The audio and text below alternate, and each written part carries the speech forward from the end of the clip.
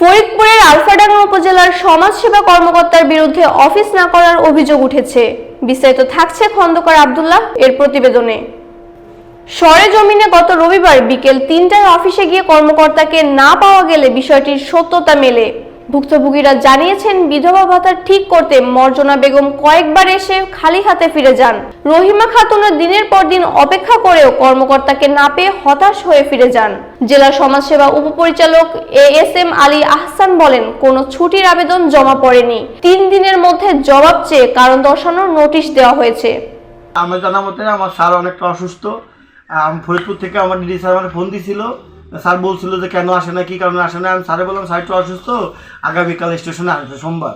যে কদিন আসতে অফিসে এই আসছে, একটু কাজ কাম নতুন করে শুরু করতেছে। তবে স্যার উনি অসুস্থ। অসুস্থ, আমার জানা মতো অনেকটা অসুস্থ।